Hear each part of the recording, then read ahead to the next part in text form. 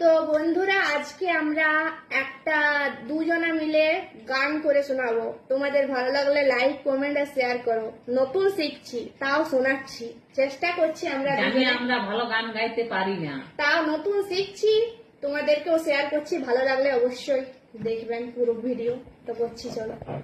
ভালো খারাপ দুটোই কিন্তু কমেন্ট করো। ভালো না লাগলেও দেখবে আর খারাপ লাগলেও দেখবে, জানি খারাপ হবে।